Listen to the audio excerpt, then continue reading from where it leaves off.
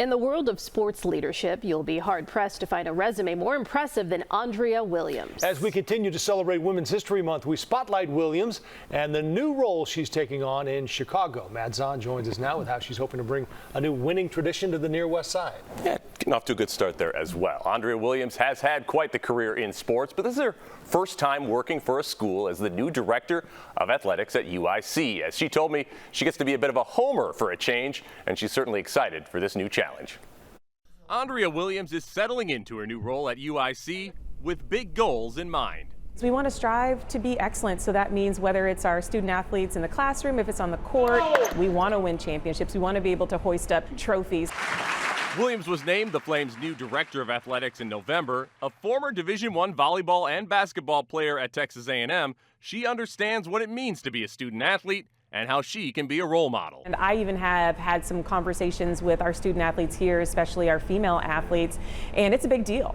It's a big deal for them to be able to walk these halls and say, wow, we've got a woman as our athletics director. Wow, we've got a woman of color in this position, because representation does matter. If you want to be at the highest level in whatever craft that you have, it's possible. And what's great is that you can get there from here.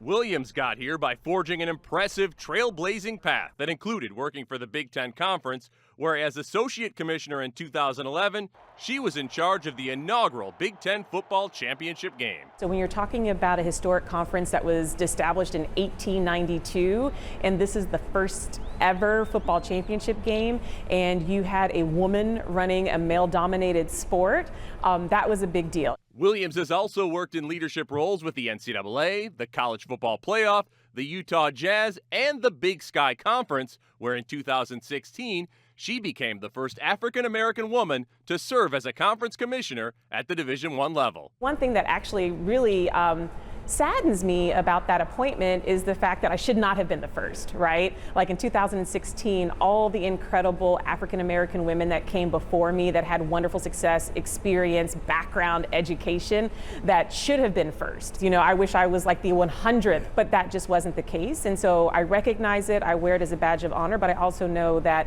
it comes with a great, line of responsibility as well. Now Andrea's responsibility is leading the athletics program here at UIC, a job that comes with its own challenges in the ever-changing college landscape of conference realignment, revenue sharing, and of course, NIL. But that's going to be a challenge, especially for smaller schools that perhaps have smaller budgets.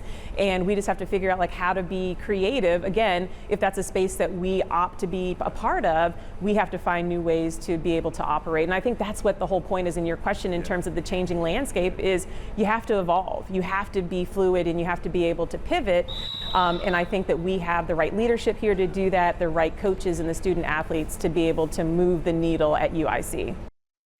Yeah, Andrea credits so many of the people she says have helped her along the way, especially former Big Ten Commissioner Jim Delaney, so add humble to her great list of qualities. I'm sure a lot of young women are looking up to her as well. Exactly. Yeah, what a resume. They're lucky. Yeah, I mean, it seems like they're lucky to have her. Exactly, lucky to have. She's had so many jobs in so many spots, doing so many big things. Yeah.